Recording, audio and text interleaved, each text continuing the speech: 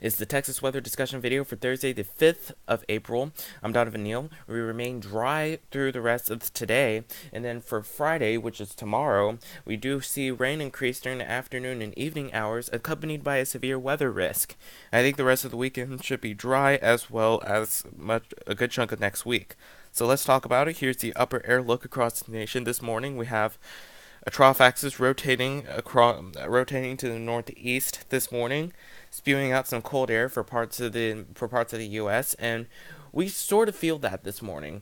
Temperatures are mostly in the mid to upper 40s across the metro, and some places are actually reaching the 50s and the low 50s, and that's obviously pretty good across the nation. Much of the coldest air remains in the Wisconsin and Minnesota. Not as cold as yesterday, but it's still pretty cold for early April. Here's the watch warning map. We have winter weather advisories extending from Montana down into the central parts of Nebraska. We have freeze watches and warnings in effect for parts of the northern half of Alabama, Mississippi, and Georgia, covering much of Tennessee and Kentucky and parts of Missouri and Arkansas. But down here in Texas, we remain pretty quiet. This is the convective outlook for tomorrow, which is day 2. You can see we have a risk for severe weather defined from a line from around Austin, Texas, Oklahoma City, extending up towards Birmingham, Alabama. And that standard risk includes areas to the west of Fort Worth, extending all the way to around Jackson, Mississippi. We'll have to wait and see. Some of that actually gets upgraded to an enhanced risk, which is the Category 3 risk, and we'll talk more about it as to why. And this is the outlook for day 3, which is tomorrow, which is Saturday. As that activity moves east, we'll see a risk for severe storms all the way from the Florida Panhandle to southeastern Georgia to the eastern Carolinas.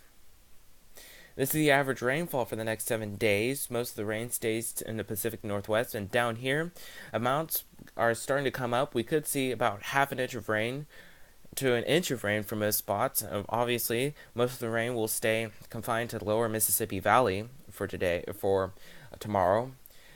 So let's go out to the model output. This is the GFS. This is the 06Z run, valid today at 1 o'clock. We have troughing just rotating out of here and down here. This does show we could see a little rain shower during the afternoon hours, but I do think most of the day will stay dry with highs in the mid 70s. And let's go out, and this is Friday afternoon. So this shows that we could see a chance of a few widely scattered showers and thunderstorms by the afternoon hours. But if we go to the NAM at Friday around 10 o'clock, I do think we'll see occasional showers throughout the day on Friday, but the main event comes Friday at around 9 o'clock, 7 to 9 o'clock, as that strong cold front comes through. We'll likely see a band of strong to severe storms. Some of them could actually turn quite severe, and we'll talk more. And we'll talk more about the specific threats here. Here's the MU Cape, the most unstable cape, coming off of the NAM at around 7 to 8 o'clock around that time frame, and it shows that amounts could exceed up to 4,000 to 5,000 joules per kilogram in our area, and that's right there. That's obviously sufficient for severe weather for early April. And check out the bulk shear values. Now, I do want to point out that the higher bulk shear amounts are actually displaced from the actual line itself, so that may put a hamper on a little bit on the tornado risk a little bit. Here's the energy helicity index, and this gives us an idea of where storms are likely to track a little bit. And you can see that's confined near the Arklatex area. That's showing over 10 units mostly over extreme southeast Texas.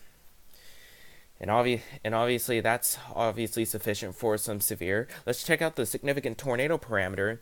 And most of the intense values are peaking out near a 3 or 4, in some places a 4.5, and just to the southeast of the DFW metro. And so the bottom line is, I do think most of the severe threat will be confined to the southeast part of the DFW metro. Well, at least the worst case scenario threat will be confined there.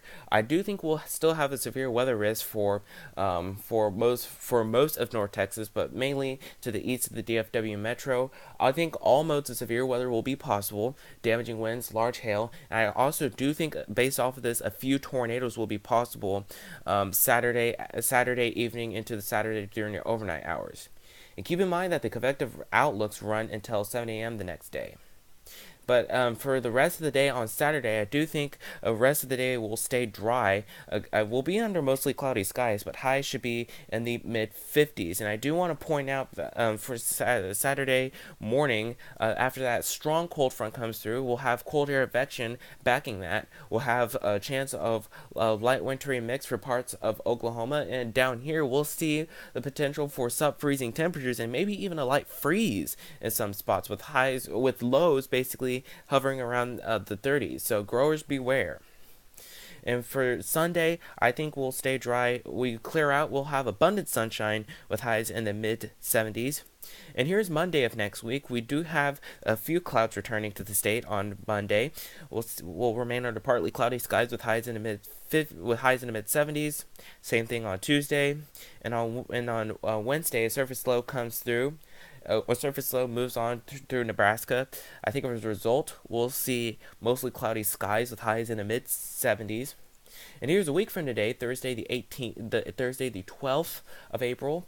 We have highs starting to come up around the central part of the nation, and down here, we remain pretty dry as a result of that, with highs in the upper 70s.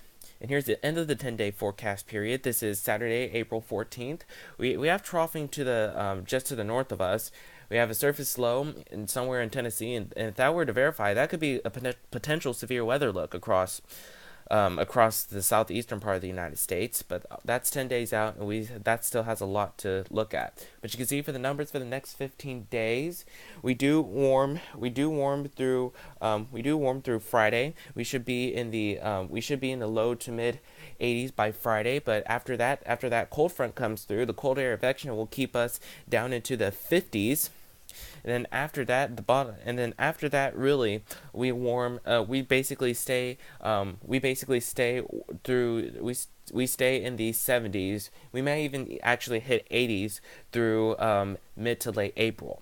That's it for the Texas weather discussion video for today. I'll have more notes in the blog. Next video here should be posted at around 7 a.m. tomorrow morning. If you can't catch your local TV stations on the air at 4, 5, 6, and 10. Thanks for watching. Have a great day, and Godspeed.